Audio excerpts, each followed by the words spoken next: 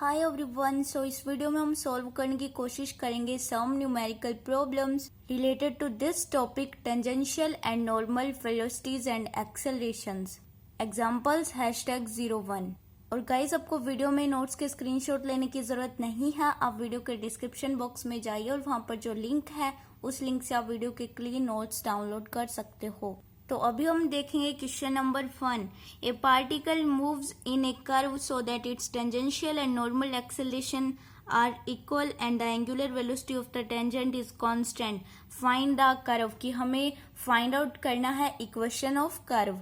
तो अब हमें देखना ये है कि हमें इस क्वेश्चन में गिवन क्या है। तो हमें इस क्वेश्चन में गिवन ये मिला है कि जो स्पर्श रेखीय त्वरण है और अभिलंबित त्वरण है ये एक दूसरे के इक्वल है, और गिवन है हमें एंगुलर वेलोसिटी, कोणीय वेग जो है वो कांस्टेंट है। तो दो चीजें गिवन है कि given that tangential acceleration equal normal acceleration, कि अब हम जानते हैं कि टेंजेंशियल एक्सेलरेशन के तीन फॉर्मूलाज होते हैं। डीवी अपॉन डी भी हम इसको लिख सकते हैं, d²s अपॉन dt² भी लिख सकते हैं, और वी डीवी अपॉन ds भी लिख सकते हैं। तो इन तीनों फॉर्मूलाज का हम यूज कर सकते हैं कैसे भी, कि जहां भी क्वेश्चन में फॉर्मूला सेट बैठेगा तो उसी फॉर्मूला को हम उठाएंगे और यहाँ रख देंगे। सो हमने ये वाला फॉर्मूला यूज करना है, वी डीवी अपॉन में ds। सो मैंने ये फॉर्मूला ले लिया वी डीवी अपॉन ds, क्योंकि यही काम करने वाला है यहाँ पर, क्योंकि v से v मुझे कैंसिल करना है। सो मेरे पास कैंसिल होगा तो मैं क्यों ना लूँ ये v dv upon ds। So मैंने ले लिया वी डीवी अपॉन ds, और नॉर्मल एक्सेलरेशन होता है v² अपॉन रो,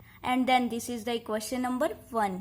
और दूसरा, एंगुलर वेलोसिटी हमें गिवन है कि वो कांस्टेंट है, कि D psi upon D T equal omega जो कांस्टेंट है वो हमें गिवन है कि angular velocity constant, and this is the equation number 2। और हाँ, हमने वहां पर भी देखा था जब हम पोलर कोऑर्डिनेट्स के लिए किया करते थे तो वहां पर क्या था, D theta upon D T, because वहाँ एंगल क्या था, थीटा, और यहाँ एंगल है साई। सो इसमें कोई टेंशन नहीं है। सो ये हो गया D psi upon D T equal constant. तो अभी हमें क्या करना है, हमारे पास दो इक्वेशन है और हमें करना है equation of path. Equation of path हमें फाइंड आउट करना है किसी कर्व का इक्वेशन। तो वो फाइंड आउट करने के लिए हम क्या करते हैं कि हमें सबसे पहले तो ये पता होना चाहिए कि जो इक्वेशन आने वाला है वो सिर्फ दो वेरिएबल में होना चाहिए, और वो है एस और साई, क्योंकि पोलर कोऑर्डिनेट में जो दो वेरिएबल में इक्वेशन आता था वो था आर और theta, and then Cartesian coordinate में जो इक्वेशन आता था उसमें सिर्फ दो वेरिएबल होते थे, एक्स और वाई। सिमिलरली जो इंट्रिंसिक कोऑर्डिनेट है उसमें जो इक्वेशन में जो दो वेरिएबल आएंगे वो होंगे एस और साई। सो अभी हमारे माइंड में ये बैठ गया कि हमें सिर्फ इक्वेशन निकालना है एस और साई में, भले ही कांस्टेंट भी हो, इससे कोई फर्क नहीं पड़ता, लेकिन जो वेरिएबल होने चाहिए वो सिर्फ दो होने चाहिए, और वो होना चाहिए एस और साई। तो अब क्योंकि हमारे पास सिर्फ दो इक्वेशन है तो हम एक बार इक्वेशन नंबर 1 से देखते हैं कि हमें क्या मिलता है। So from equation number 1, v dv upon ds equal v² upon rho, और क्योंकि वहां v से v कैंसिल हो गया था तो dv upon ds equal v upon rho हो जाएगा। अब हमें क्या करना है, हम सबसे पहले तो इस रो को यहाँ से रिमूव करते हैं। तो हम रेडियस ऑफ कर्वेचर रो की वैल्यू जानते हैं ds अपॉन डी साई, तो मैंने पुट कर दी ds अपॉन डी साई, ऊपर जाके डी साई अपॉन ds हो गया, और फिर ds से ds cancel, dv equal v D Sai, और यहाँ पर सिर्फ दो वेरिएबल है v और साई। तो हम सेपरेट करेंगे वेरिएबल को अलग अलग साइड में, एक साइड v एक साइड साई, और करेंगे इसका इंटीग्रेशन। तो dv upon v equal D psi हो गया, और इंटीग्रेट हमने किया तो dv upon v it means 1 upon v log v equal psi, plus एक कांस्टेंट ऐड होता है log c, बिकॉज लिमिट तो है नहीं। Then c is a constant, integration constant, so log v minus log c, इसको हम calculation अपने हिसाब से कर लेते हैं। log v upon c equal Sai, v upon c equal e की पावर साई, ये लोग उधर जाएगा तो e की पावर में आ जाएगा। Then v equal c e की पावर साई। अब जो हमें ये वाला इक्वेशन मिला है गाइज, ये हमें मिला v और साई में, बट हमें जो इक्वेशन चाहिए वो है s और साई में। तो हम इसको आगे सॉल्व करेंगे कि हम v का फॉर्मूला यूज करेंगे। हम v का फॉर्मूला यूज करेंगे तो ऑब्वियसली उसमें s तो आएगा, because velocity rate of change of displacement, so velocity होता है ds अपॉन dt, जो था ये टेंजेंशियल वेलोसिटी था ds upon dt equal c e की power psi, and this is the equation number 3। तो अभी ये इक्वेशन नंबर 3 का हमें अगेन इंटीग्रेशन करना है और हमें s और साई में इक्वेशन लेकर आना है। तो जो इक्वेशन नंबर 2 थी अब होगा उसका यूज। तो इक्वेशन नंबर 2 थी D psi upon D T equal omega, जो कि कांस्टेंट था। तो तो हम क्या करने वाले हैं, इक्वेशन 3 को डिवाइड करने वाले हैं इक्वेशन नंबर 2 से। सो मैंने किया dividing equation 3 by equation 2, ds upon dt into dt upon D psi हो गया, ये उल्टा हो गया, dt upon D psi equal सी की पावर साई अपॉन ओमेगा। तो अभी dt से dt cancel, ds upon D psi equal C upon omega E की पावर साई।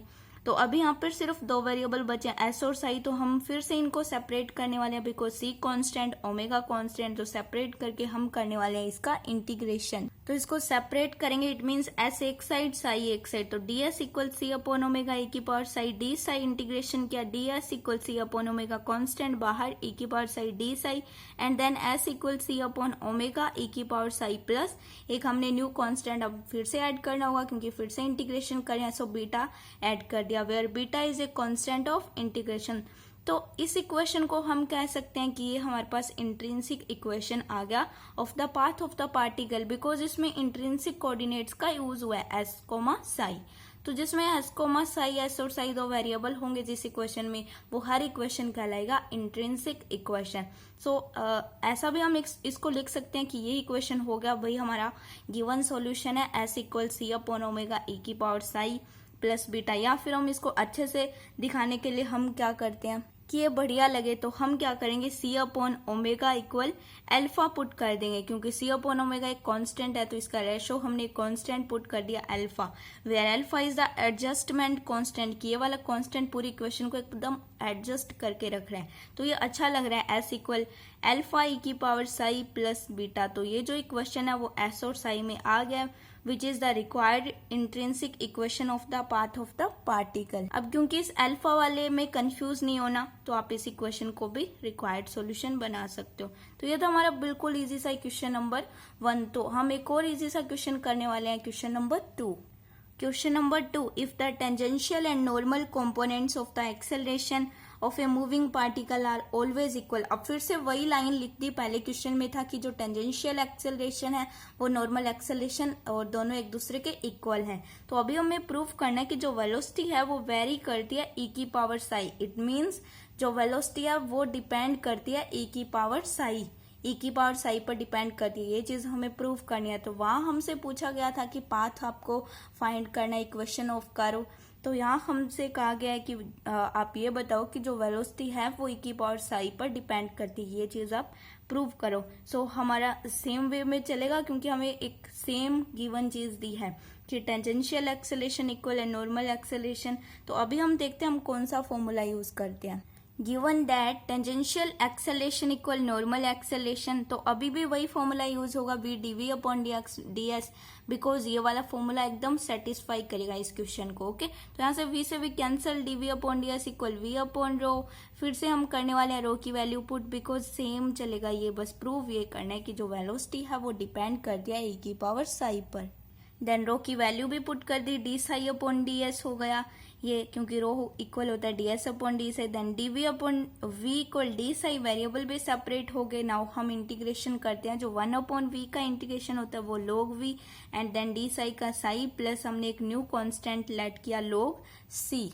तो अभी फिर वही same calculation, log V upon C equal psi, V upon C equal E की power psi, and then V equal सी की power Sai, और we equal सी की power Sai हो गया क्योंकि लोग उधर जाता है तो ई की पावर में सेम हमने किया। यहाँ तक हमने उस क्वेश्चन में भी किया था। आई थिंक मुझे उस क्वेश्चन में भी ये बात बोल देनी चाहिए थी, बट पता नहीं मैंने क्यों अलग से ये क्वेश्चन करवा दिया, बिकॉज ये क्वेश्चन 5 ईयर में आया हुआ है, इसलिए मैंने सोचा थोड़ा इसको अलग वे में लेते हैं, मतलब क्वेश्चन भी हम लिखेंगे और उसको फिर से भी सॉल्व करेंगे, तो इसलिए मैंने ऐसा किया। ओके, तो ऐसा नहीं है कि हम सिर्फ 2 ही क्वेश्चन करेंगे, हम टफ से टफ क्वेश्चन भी करने वाले हैं। तो क्योंकि वो इस वीडियो में नहीं हो पाएगा तो हम नेक्स्ट वीडियो में कर लेंगे। तो अभी इस क्वेश्चन को कंटिन्यू रखते हैं कि सेम हमने क्वेश्चन नंबर 1 में किया था कि v इक्वल सी की पावर साई, यहाँ तक किया था। तो अभी एक चीज क्या बता रहा है कि जो c है वो कांस्टेंट है, it means v directly proportional e की पावर साई की वेलोसिटी है,